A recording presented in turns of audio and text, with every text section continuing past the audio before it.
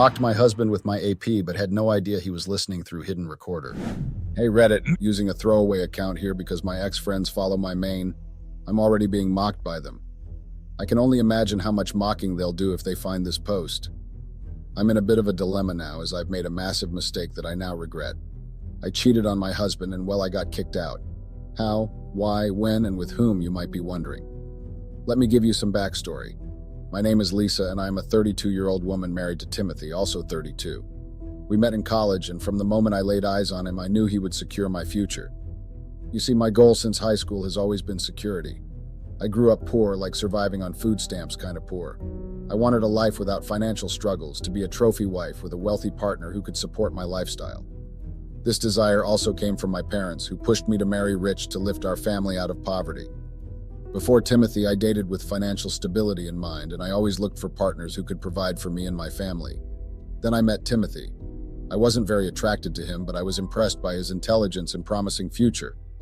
He came from a wealthy family, and everyone expected him to succeed in life, much like Jeff Bezos or Mark Zuckerberg. We dated for years until finally marrying 2 years ago.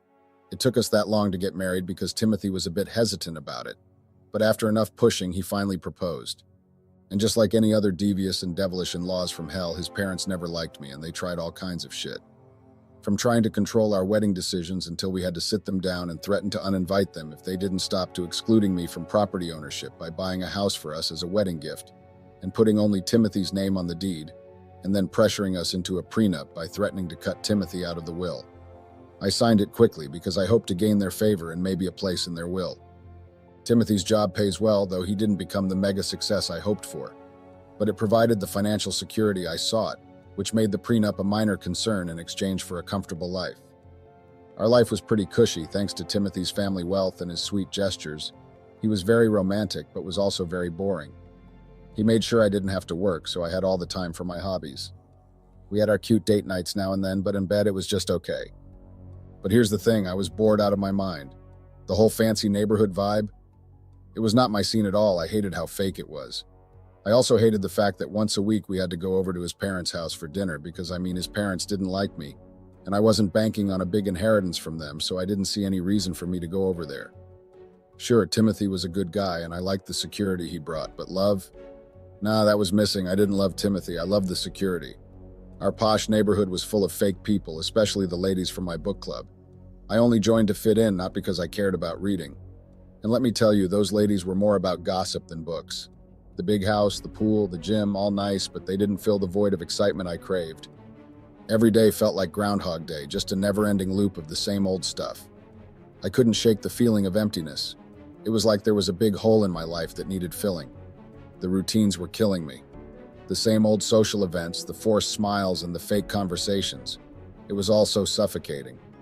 I needed something to shake things up, to add some spice to my existence. I craved excitement, something to get my heart racing again. But in our fancy world, everything was too predictable, too safe, too boring. Our date nights were so fake it could have been scripted, and even our luxurious lifestyle started to lose its appeal.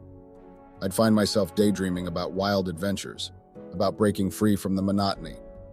But every time I tried to inject some fun, it was met with disapproval or raised eyebrows from Timothy or our snobby friends. Living in this fancy bubble felt like being trapped in a beautiful prison. Everything looked perfect on the outside, but inside it was all hollow.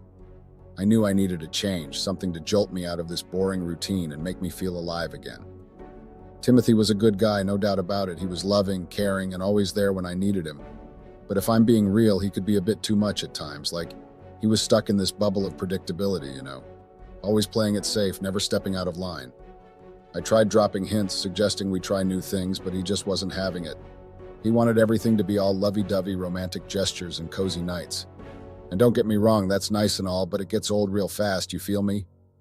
I wanted some excitement, some adventure. I wanted to feel alive, not like I was stuck in some rom-com. But Timothy, he was like a walking Hallmark card, always saying the right things, doing the right stuff, but where was the spontaneity and in the bedroom? Oh boy, don't even get me started. It was like a script. Same moves, same routine. I wanted fireworks, passion, but all I got was a flicker. I tried to spice things up, but he was too reserved, too concerned about making sure everything was perfect. I guess what I'm saying is Timothy was a great guy, but he was just too vanilla for me. I needed a bit of chocolate swirl. something to shake things up, to fill that void I was feeling deep down. During that time when I felt like there was this big gap inside me that needed filling, this big empty space inside, like I was missing out on something, that's when I bumped into Eric. Funny thing is, I usually avoid grocery stores like the plague, but fate had other plans that day. I'm usually all about ordering my stuff online and Instacarting just so I can avoid the hassle of going out. But that day, I don't know, something pushed me to step into that store, so there I was, grabbing things off the shelves, scrolling through aisles, and just minding my own business, and boom, Eric shows up. He's a good-looking guy, no doubt about it, and he started chatting me up. At first, I wasn't really into it, because I'm married. But Eric was very friendly and persistent. He helped me grab something from the top shelf, and we started talking. Now, I should have mentioned my husband right then and there, but Eric had this charm that was just hard to resist. He was very good-looking. He even offered to pay for my stuff at the checkout, but I turned him down. I mean, I've got my limits. I don't like crossing lines I shouldn't be crossing. However, we ended up swapping numbers. Eric said he wanted to stay in touch, even if it's just as friends, even though I could tell he was interested in more. I still gave him my number. And yeah, I didn't correct him about my marital status. I left my wedding ring at home that day, so he had no clue. It was like standing on the edge, wanting a bit of excitement, but also feeling guilty about it. That's where I was at. Within days of exchanging numbers with Eric at the grocery store, I was hooked on our chats. It was like an addiction. I couldn't stop checking my phone. I was always eagerly waiting for his messages. We'd talk about anything and everything, and I found myself staying up late just to keep the conversation going. We hadn't met up yet, but plans to meet up were in the works. We had decided we would go out for just a casual movie outing. Deep down, I knew it was more than innocent, but I tried to justify it by telling myself we were just friends. To cover my tracks, I became hyper-aware of my phone's whereabouts. I made sure my husband never stumbled upon our conversations. I deleted any messages that hinted at more than friendship, so I could pretend we were just friends if caught. At this point, also, Eric still didn't know I was married, so I was essentially living a lie, deceiving both my husband and Eric. When Eric asked about my social media, especially my Facebook, I dodged the question and said I didn't use social media. About a week and a few days after meeting Eric at the grocery store, we finally met up to watch the movie like we had initially planned. I chose a time when my husband would be at work, so there wouldn't be any interruptions. I also decided I would spill everything to Eric and cut ties with him after our movie date. When the day came, we met at the theater, watched the movie, and flirted a lot. I didn't hold back because I figured it was our last chance to have fun together. We talked a ton and got to know each other better. After the movie, Eric suggested grabbing coffee, and I agreed. I planned to tell him the truth during our coffee break. As we sat in the cafe waiting for our drinks, I mustered the courage to come clean. Eric was surprised but not freaked out like I thought he'd be. He took it in stride and even said he still wanted to be with me. I was shocked because I had just told him I was married, but he didn't seem to mind. He thought my marriage problems were a sign that I needed something more exciting in my life. He offered to bring back excitement and spice things up for me. It was tempting. The thought of breaking away from my boring marriage routine and having some excitement was very enticing. We talked it over, and Eric encouraged me to think about it before making a decision. It was a tempting offer, and it got me thinking. Eric's suggestion to keep things chill and just hang out as friends at first sounded cool, so we rolled with it. That meant whenever my husband went off to work, I'd give it a little time, say about 30 minutes, then head out to meet Eric.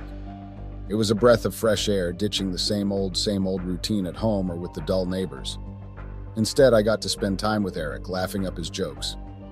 Whether we were just hanging out at his house, binge-watching movies, or hitting up spots around town, Eric's vibe brought a spark into my days.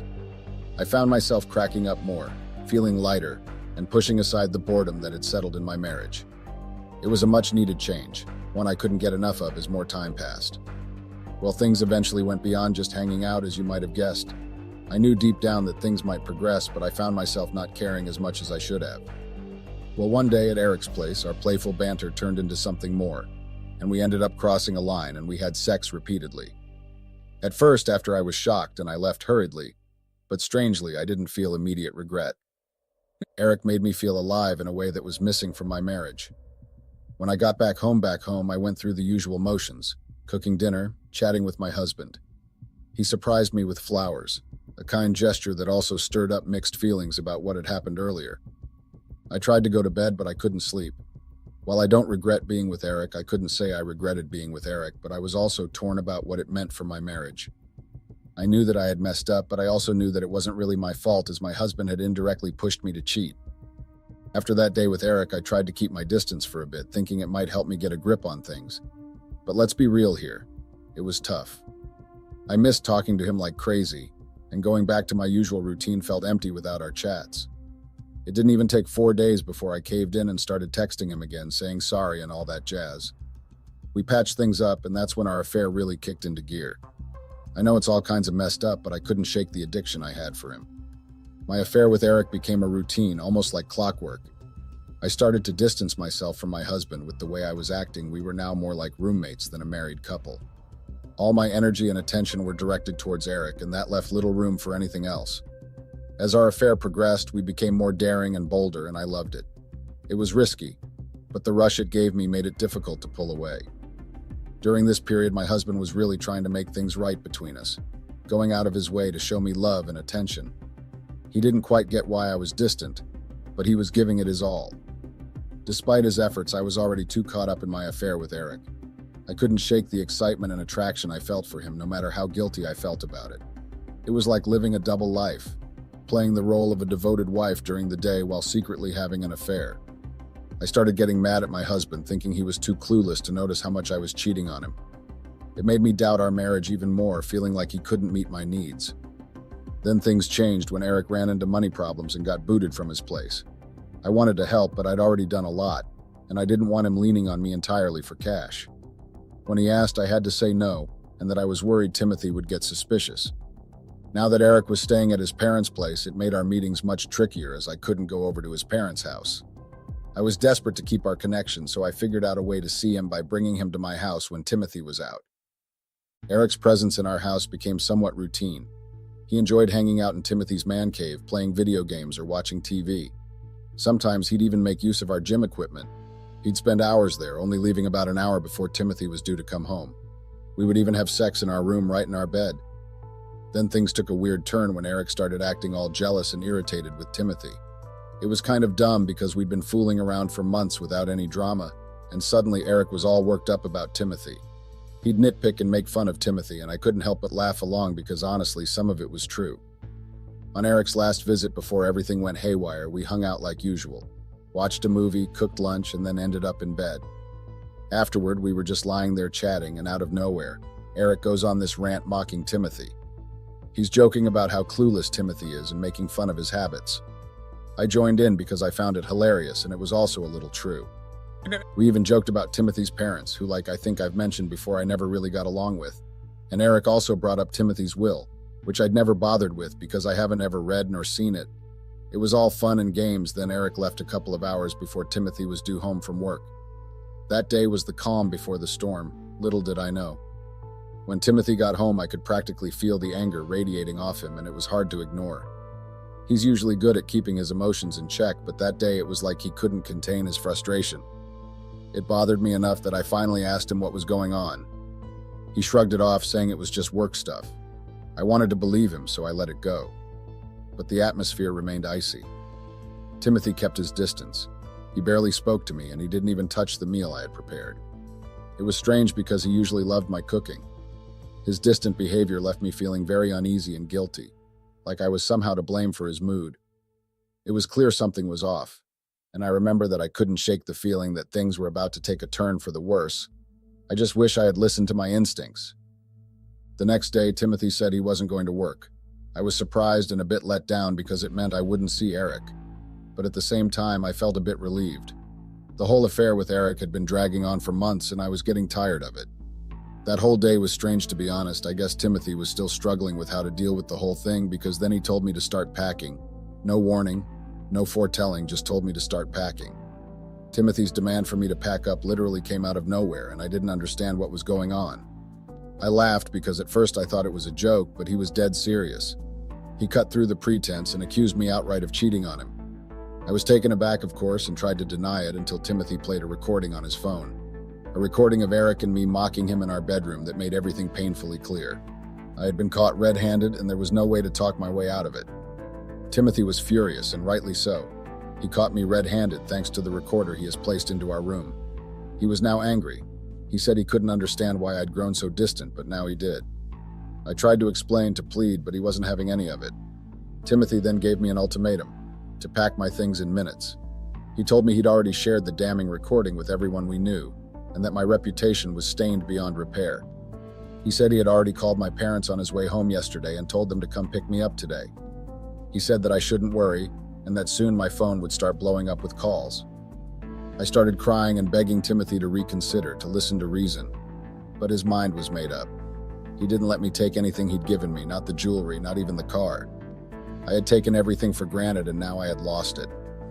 After the mess with Timothy, my parents were pissed. They didn't hold back, saying I'd screwed everything up big time. They called me every name in the book and made it clear I'd messed up my chance at financial security. They insisted I find a damn good lawyer to fight my case in the divorce. They don't know about the cheating clause in the prenup, and I still haven't told them. The ride home with them was hell. They didn't hold back on disappointment. They made sure I knew exactly how badly I messed up. Even back at their place, their lectures still continued. That was just last week. Now I'm stuck at my parents' place, dealing with their constant anger and blame. Timothy has cut them off financially since the drama, and they were totally financially dependent on him, so that's why they're really pissed at me for screwing up. I tried reaching out to Eric, hoping for some support or at least a sympathetic ear, but he's ghosted me. It's like he heard about the chaos from someone else and decided to bail, and even blocked me in the process. To add insult to injury, my phone's blowing up with messages from people I know, and some I don't, ripping into me for being ungrateful. I'm drained and feeling pretty damn low. I want to patch things up with Timothy, but he's ignoring all my texts. In fact, the only text he has sent was one telling me that we were going to get a divorce and that I was going to get served. I'm lost and desperate for any kind of help or advice on Reddit. Update. Hey everyone, I debated whether to update because the comments and messages have been brutal. It's been months, and I'm still facing blame and insults from all sides. My husband and I did get a divorce, as I mentioned before. The fallout has been nonstop criticism from ex-friends, acquaintances, and strangers. Eric has still not messaged since or even called, and neither did he unblock me. It's sad and funny how he claimed to love me, and yet he cut me off so quick so he wouldn't go down with me. The divorce process was a slap in the face. The court proceedings were quick due to the cheating clause in our prenup. My parents, who were clueless about this clause, were furious when we ended up with nothing. They had to foot the legal bills, which left them broke and angrier at me, especially since, like I've mentioned before, they depended on my ex-husband financially. It's been a huge wake-up call watching how my folks are dealing with this mess. They've never been big on working, and have always counted on Timothy's money since I married him. Now that he's cut them off, they're in a tough spot, yet they won't budge from their lazy habits.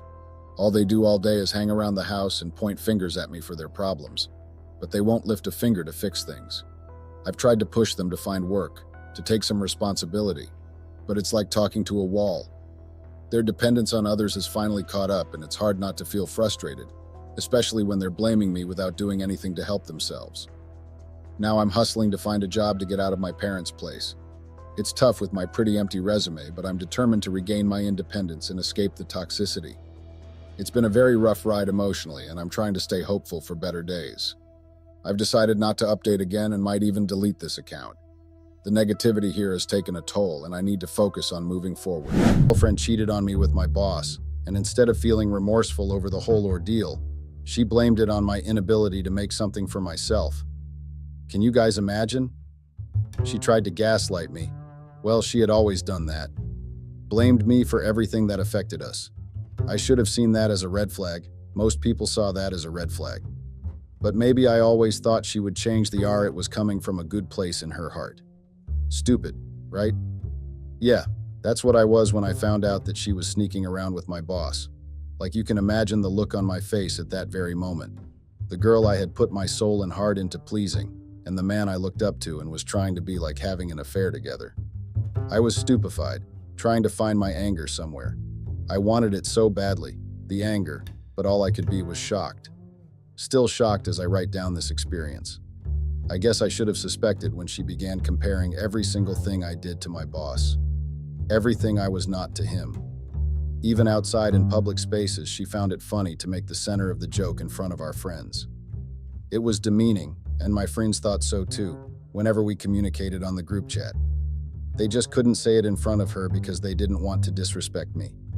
They were majorly my friends and were stunned at how the girlfriend I came to love wasn't even the least bit supportive towards my work. My life was pathetic, and my girlfriend made sure I never forgot it. There was a particular instance when we had been invited to one of my friend's birthday parties. Somehow the talk of work had come up, and you all needed to see how the sneer on my girlfriend's face became evident. Everyone was just celebrating milestones they had achieved, just normal chit-chat between friends, and it turned into a competition for me with my girlfriend there. As everyone was commenting on their achievements, I grew smaller and smaller as the sneer on her face grew bigger. And as you've guessed, she let me have it as soon as we were out of the party. She had already been dropping some side comments at the party, but the full force of her blunt remarks came to play once we got home. The comparison never stopped, and my friends began to question if there was something going on that I wasn't aware of. Most of them were sold on the idea that my girlfriend's love for my boss wasn't ordinary, and that something could be going on. But foolish old me dismissed their thoughts. I mean, she was my girlfriend and someone I had plans of marrying. There was no way she could do me dirty like that after how far we've come. Well, I thought wrong. Before I move in deeper to this mess of an experience, my name is Adam, and I'm 25 years old, and my girlfriend's name is Ella, and she's 24, just a year younger than me. We met at a college party organized by the frat brothers and found out we were both juniors. That is, we were in our third year of college and were under the same school. We hit it off, and I quickly fell for her sense of humor. After 2 months of getting to know her, I asked her to go out with me. That's when we began dating, and everything had been beautiful throughout college. She was with me always. We were the sweet couple everyone knew and wanted to be like in college. We attended events together, including seminars our school held, and I asked her to move in with me after a year of dating. I was in love with her then. I now realized that I had made a mistake. Love was for fools, because why else would someone who I loved and who claimed to love me too do me this dirty? Come to think of it, she hadn't even told me she had loved me in a while. We've been dating for over 4 years now, and like I had said earlier, I had planned to propose to her before she started to show her true colors. But cheating with my boss? I had never seen that coming. If the future me had come to tell me this before I caught her in the act, I wouldn't have believed. I would have laughed and told future me to go eat grass or something untoward. That's how much I loved my girlfriend. I always believed and trusted her with blind faith. She could do no wrong in my eyes. I even cut off some people in my life, people I've been tight with even before my college days, people I called my family. I dropped them all for her because I thought she was my person. My fellow Redditors, you couldn't spell foolish without somehow spelling my name. I was indeed foolish. As I pointed out earlier, I started becoming suspicious of my girlfriend having an affair with my boss immediately my friends pointed it out. I mean, everything became increasingly suspicious. My boss had been asking of her before on a daily basis, but as I started becoming suspicious, it was now as if he was asking to rub it in my face that, "Oh mate, I'm sharing your girlfriend with you."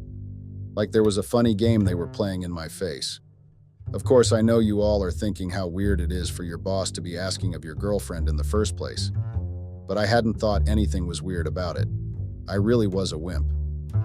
Well, they had met at our office annual party. I should have suspected from that night because once we had gotten back home from the party, she just wouldn't shut up about him. I had introduced them at the office party, and it's now the dirty eyes my boss had been giving my girlfriend were playing in my mind. I hadn't known it then. I became suspicious of everything now. Whenever she compared me, the nagging thought slammed into my head. How did I find out she was cheating on me? Well, that was easy. All it took was just me messing up at work. One mess up that set me back a promotion, or maybe it had been a plan between them, but I would never know. However, the mess up at work started the chain of events that led to my girlfriend cheating on me with my boss. By the time the signs started showing clearly to me, I was already suspecting that there was something weird going on, but this mess up helped me confirm it. I had come home from work and told her how the promotions team decided I wasn't going to go one step higher because there was a mix-up in my accounts. I had been expecting the promotion since I hit 2 years with my company. I was planning a big party to celebrate the promotion. I had told my girlfriend how much the promotion meant to me, and she seemed happy for me that I was getting it. Or that's probably what I thought, because she didn't seem happy for me when I came home from work without the promotion. That was the day I heard the nastiest things coming out from my girlfriend's mouth. I had never felt so small like how I felt that day. Then the comparisons began almost immediately. Talmaboot, If I was as smart as my boss, I would probably be leading my own company and not working for someone else. That I couldn't even get my accounts straight, so I might never run a company one day. Don't get me wrong, I loved my job. I might say I loved my boss, even platonically. I believed I mentioned somewhere earlier that I wanted to be like him and run my own company. But at the very moment, I hated everything about my job and my life. That's when I decided that was enough. I decided I wasn't going to be thrown to the criticism wolf, my girlfriend. I had always supported her, everything she had aimed for. I always tried as much as possible to be there for her. Half of my salary went to her tuition because she was studying for her master's. I provided, I loved, and I supported. But what did I get in return? Her disrespect. The audacity of that woman. Well, I was done being a coddled wimp. I had gone to bed boiling that night because my hard work and sweat was all dashed till the next promotional offer showed up. I didn't know when that opportunity was going to come up again, and that made me madder. If you thought I was angry about my girlfriend not supporting me, then you're half wrong. I loved someone fully, but once I detached, I was gone. And that's exactly what happened that night. I had confirmed that something was worth suspecting between her and my boss, and now I just needed to lay a trap. A trap was laid. Our annual office party was in a week, and I decided to clear out all the doubts in my head that I wasn't being paranoid. Mind you, she had proceeded to start acting strange after that night. Coming home late, texting until the late night hours, I had felt she knew our relationship was on shaky grounds. I just felt stupid that I hadn't realized it since, so my plan was to humiliate the two of them. But I needed to catch them together and clear out all doubts that she wasn't cheating. I decided to clear up my doubts while waiting for an opportunity to catch her with my boss. I planned a day of pampering to celebrate her getting her master's degree. Just a simple day of shopping and then dinner that night. There was this YSL store where my boss always shopped for his outfits, and with our annual office party coming up, I planned that by some stroke of luck he'll show up. Guess what? He did. He showed up while we were mid-shopping. My girl was in the changing room trying on an outfit, and my boss just popped up staring down at me with a smirk. My girlfriend used the opportunity to come out from the changing room with her new dress on, and my fellow Redditors, you all needed to be there to witness the way their eyes didn't leave each other. It was like I was a side piece, something the dust had brought in. I walked up to the cashier to pay once I had enough, and you guys won't believe what happened next. My boss handed in his card to the cashier and said it was on the house. He had insulted me in front of my girl, who by the way was grinning and smirking like a Cheshire cat. There was no bigger humiliation than that, and I couldn't refuse him because I wasn't quite ready to let go of my job yet. Not until I had paid back what they handed to me, and I trusted that in good time I would. We left the clothing store after declining to have lunch with my boss. Well, I declined. My girlfriend was still tongue-tied. And frankly, I had no idea what she saw in him. It definitely couldn't be his physical appearance because I was topping the charts where he was concerned. Then it definitely was the money and power of being a boss. That's the appeal my girlfriend wanted, and I couldn't even get a promotion. She was a gold digger, true and true.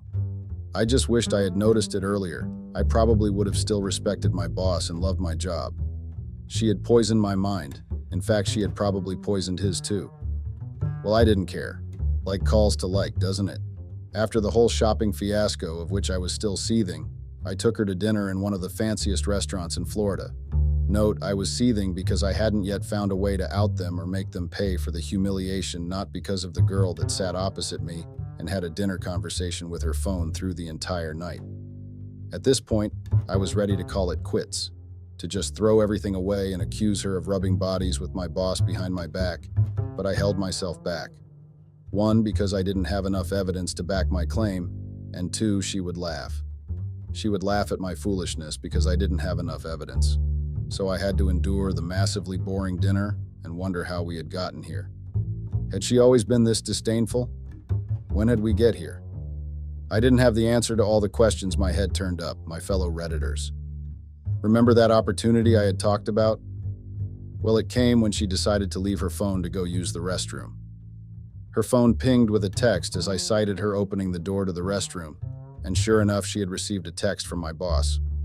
His name was Angelo, and she had his name saved with various heart emojis. I really didn't know what more was an obvious sign than this. I decided to do the ego check thing most men do and sent her a text from my phone and my name popped up. My government name, lol. I dropped back her phone and smiled to myself. Well, my doubt had been cleared ultimately. They were sneaking around for sure. Now I just had to catch them. And my office's annual party was my best shot. My office's annual party came quickly, and I was so ready. Towards the end of the party, my girlfriend disappeared as I had banked on her doing. The side eyes my boss and her had been throwing at each other all night was enough indication. So when they disappeared together, I knew something was going to go down. So once they disappeared, I got into action. I tapped on my glass lightly to get everyone's attention in the hall and indicated it was time for the vote of thanks speech. Of course, my boss wasn't with us at the moment, and that meant people began looking for him. That day, I felt happy. I joined them in the search.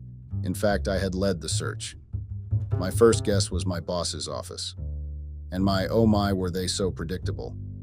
I had thought they were smart given that I had looked up to my boss once upon a time, but it seemed love and lust made people do stupid things. My opinion, by the way. And what do you know, they forgot to lock the door too. Couldn't believe I once found the girl that was in front of me to be my person. Couldn't also believe I once looked up to the man staring at me with incredulous shock. There was a heavy gasp as other people walked into the office after me. I raised up my phone and started recording them as they hurriedly tried to dress, prompting them to smile for the camera lol. It was all weird after that. Weird for them because of the glaring eyes they were getting and the murmurs. I dumped my girlfriend then and there and went home after the party. Of course, as I had stated earlier, she didn't let it rest and tried to gaslight me. My ex, as I would now call her, followed me back to my house, shouting in my ear as I tried to get in through the door. She didn't for once believe her cheating was her fault. There was nothing that wasn't thrown in my face on the night I dumped her.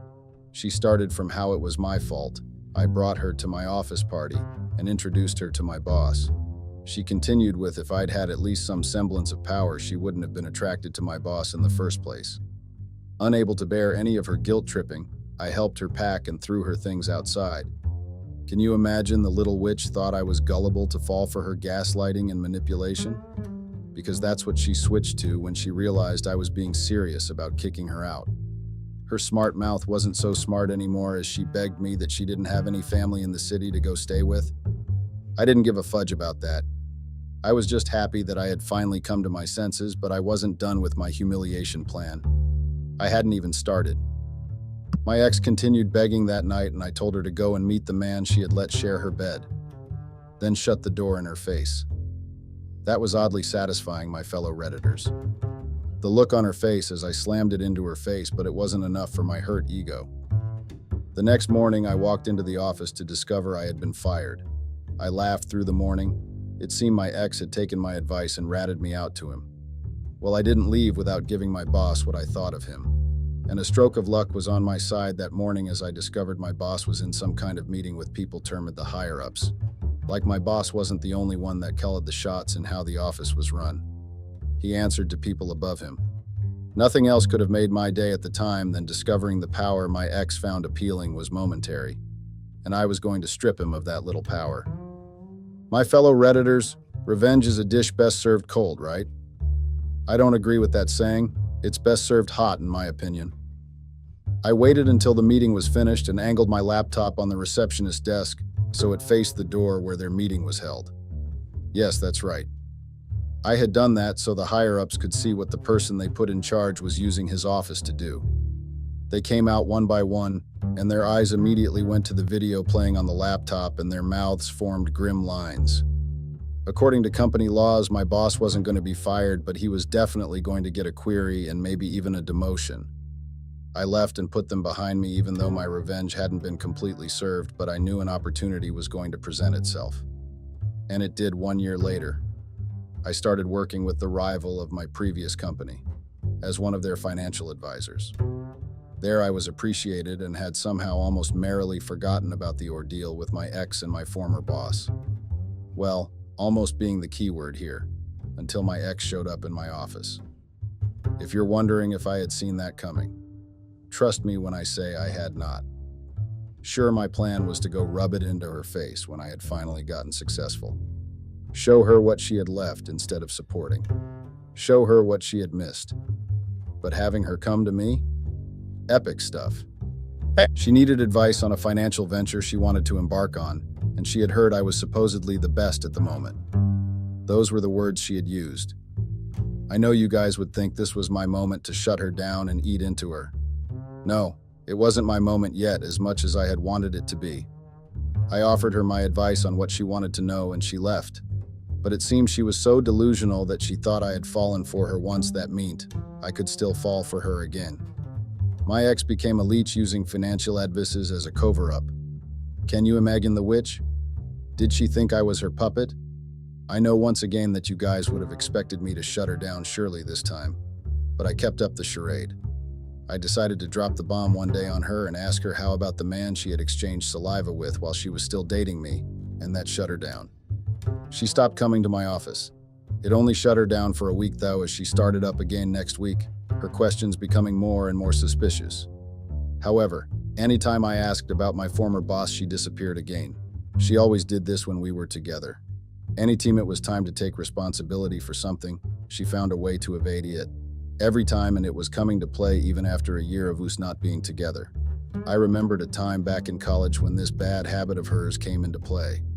She had a project she was supposed to do work on with her group members and submit before the end of the semester. Her group members had come to me complaining back then that she was the reason why the project was being set back. I didn't see my girlfriend for 2 whole days. She knew she had been wrong, but she would rather disappear than admit it. As you can guess, she popped back up when the project had already been fixed up by her colleagues and took all the glory. Of course, I should have seen how bad her character was from the start of our relationship, but I had been love-struck like I had mentioned numerous times before. I'm sure almost half of you reading this have done and overlooked so much for that sake of love. That didn't make me a wimp, or even if it did, I had risen above that and now my eyes had been cleared to how I was being used. Another instance of one of her habits, in addition to the other ones I've narrated, was also during college. My girl back then had a habit of backstabbing people, including her friends. That was why she didn't have anyone to go to when I had kicked her out. However, back then I had thought it was just her being overly sensitive to people. I thought maybe people didn't understand her, so that's why she was quick to lose friends, but as I narrate this, I quickly realized she had been a backstabber. She had told me once that her only friend had betrayed her, but I had run into her only friend at a coffee shop back then. In fact, she had approached me and had a lot of things to say about my ex. How my ex made her take the blame for something my ex had obviously caused. The details are all a blur in my head, but I was only realizing it after she had done that same to me. Everything I had overlooked was suddenly replaying in my head, and my resolve strengthened. I had protected her, provided for her, and even supported her, but she had deemed me her play tool. And even a year later, she still thought she could play games with me, going off and on and thinking I was her dog who was loyal. Well, she had something coming for her. As was true to her habit, she showed up again after her disappearing act and started acting all lovey with me in front of my colleagues. One day, she brought cake from the bakery nearby and shared it with my colleagues, who threw catcalls to us. And I was disgusted. The following days, she continued her charade, possibly trying to woo me and my colleagues by being sweet, an emotion she wasn't capable of. Her charade continued for quite some time while I planned my line of attack. My luck came through for me when my friend gave me a call and said he had spotted my ex and my former boss together in a restaurant. According to him, my boss hadn't looked so put together as he usually was, and my ex seemed to be shouting at him over money issues. Well, that solved the financial advice issue. That's why she had been coming to me. She wanted money. Remember my plan to completely humiliate her, Redditors? The opportunity had planted itself. The next time she came to my office, I threw money on the table and told her to disappear from my life. And of course, you can guess she took it. But once a leech, always a leech. She showed up the next day asking for more money, and I had never felt more disgusted than I did at the moment. I hated her. I hated the fact that I had once been in love with this person. After a week of throwing money at my ex's face, she came to me with a proposition. When I thought there was no more low she could go, Redditors, my ex went lower. She came to me to advise her on how to embezzle money. My ex and my former boss were planning to embezzle money from the company I had worked before. Apparently, my boss had fallen so low that he had to resort to stealing. After the whole fiasco, He had been demoted to my position, and I couldn't believe. My dish had been served a lull, and it had been served hot because even till now they were still digging their own graves. They were wrecked and still trying to wreck themselves even more. I told her I couldn't help her, but she could keep me updated. I could use the updates to set them up with the police and the IRS, and I did. Over time, she kept updating me of the progress and telling me how they planned to transfer the money to an unregistered account under her grandmother's name. She was so stupid and blabbed a lot about her progress, like as if she was looking down on me. She, the smart one, and the one who was able to run an embezzlement fraud, and me, the dog who she thought was loyal to her. What she didn't know was that she was setting up her trap because I was recording everything she was saying, making sure I don't implicate myself. After 2 weeks of our conversation, my ex barged into my office with a Birkin bag on her arm and looking all glammed up. She came by to gloat that her first heist had gone successfully, and an opportunist would always be one. It seemed she was planning on running another heist. I was ever ready to listen to her plans, biding my time for karma to catch up. I was a very patient man. However, I was a patient man with revenge on my mind. It seemed her second heist hadn't gone as well because she came back to my office and looked like she was in trouble. She ranted that people were after her and poking into her bank accounts and private informations. I had made that anonymous tip to the IRS that there was an illegal sum of money entering an unregistered account. But that didn't seem to deter her. I doubt you guys could have guessed what she wanted to do next. Plan another fraud? Nope. My money-blinded ex decided to throw a party. I wasn't even surprised because finally I knew what she was. Her character shone through at that very moment. I guess it had always shown through since, but like I said, my eyes were now clearly open. And I knew if let free, she would turn another man into her victim if she didn't learn her lesson. I pitied my boss even because he was under the same trap I had been, doing her will because he wanted to please her. I knew what that was like. He had probably been misled to believe she was this sweet soul like I had been. I was sure in his eyes she could do no wrong. Well, I hoped he realized soon. I was once like him. Or maybe the two of them deserved each other. A pair of bad habits and vile behaviors was what they were. Well, my ex invited me to the party, to rub the success of their relationship in my face, of course. But she didn't know what was coming for her. I know you all would be wondering what's wrong with me and why I was this calm with someone who had done me dirty with my boss. Why was I this calm, you may be wondering. That's because I felt pity for them. And of course, I would never miss a party celebrating the downfall of people who had done me bad. They just didn't know their party was going to take a terrible turn, and I wanted to be there for the ride. In the spirit of serving revenge, I made another anonymous call to the IRS again, and this time submitted all our recorded conversation as evidence. I got to their condo to find the party well on the way, flashy lights and everything that screamed, "I just got rich and I want to throw my money around." A very predictable behavior. I kept to myself, biding my time for the real entertainment to start. It didn't take long for it to start, though, as my ex began to give her speech of how she had come from nothing. Lol, the irony. I knew that she had meant that to be a smack on my face. The police badged in at that moment and demanded for who went by my ex's name. And of course her guest wasted no time in pointing to her. As the police took her and my former boss out, I raised my glass to her in salute. My part had been done. My fellow Redditors, you know what they say about those who rose so fast to success that they didn't merit. They tended to drag everyone around them down when they were going down themselves. That's what my ex tried to do. Anytime I thought I was finally rid of her, the leech found some way to make me a part of her problem. I couldn't stop questioning how I had gotten tangled up with her in the first place. What had I seen in her? Was I really lacking in love that I had fallen for that walking red flag? I had never truly even known her. We had dated for 4 years, but as her character came forth after our breakup, I started questioning my sanity. I hadn't known anything about her. Even the little I knew had been enough to turn present-day me the other direction. So why had I stuck with her? I refused to believe I was that gullible, my fellow Redditors. But there was nothing else that could explain why. I know all these seem like a stuff for the books, but it happened to me. I didn't even know what to term it. It was just so surreal. But I came out of it. I was called to the police station because my ex had named me as one of the accomplices in helping her embezzle the funds. According to her, my former boss was the one who came up with the plan, and I provided insight on how to go about it while she was just roped into it through blackmail. Can you believe that? Blackmail? Her claim was that I had blackmailed her into doing my bidding. Apparently, the blackmail material I had was the video of them cheating together, and that I had planned on submitting it to her university to get her fired, so she had no option but to go along with her plans. But the problem with people who were panicking and new to crime? They made mistakes and didn't cover their tracks. It was very easy to clear my name as I didn't have anything to do with the fraud in the first place. I revealed I was the one that made the anonymous tip and played the recording of her making her plans for the police. My fellow Redditors, you needed to witness the shock on her face. It was epic, the start of her downfall. Then, given her character, she switched her story immediately. It was my former boss that had made her do it. She confessed she loved him and wanted to do anything to please him, so it was a given that she followed him to partake in the fraud. When she saw the police wasn't buying her story, my ex became bitter and began ratting out terrible things in front of everyone, one to my former boss. A leopard could never hide its spots.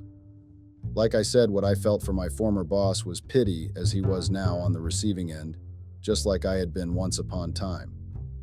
Guilt tripped and blamed instead of being supported because they had planned it both together. Well, the police let me go after a round of investigations that cleared my name up and I was free to go. My ex, however, had burst into a tantrum, crying and raising her voice to whoever would listen that she was innocent, even though the police had found the unregistered account in her grandmother's name. She was truly delusional. Well, long story short, my former boss got the major slap on the wrist while my ex was let off with a minor charge. I don't know how she manipulated her way out of that, but I'm more than glad that she was out of my life. I was very glad that she was out of my life.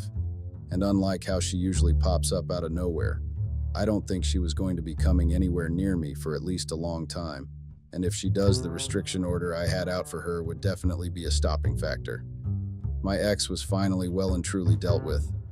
My fellow Redditors, I hope we've all learned from my experience, because I know I learned a lot from my ex and my former boss. I wish what I had narrated above was a lore, but it had happened real life to me. You never know the true character of a person until you and the person are in a bad situation. That's when the person's true character shows. I had learned that the hard way. That's why I am narrating my experience on this platform. People who aren't usually your family only look out for themselves. The world we live in is harsh, and I hope no one gets to experience what I had in the hands of my ex. I wasn't coddled. I just overlooked a lot because I thought I had loved her once upon a time. Now I had learned. Well, until next time, Redditors, stay chilling.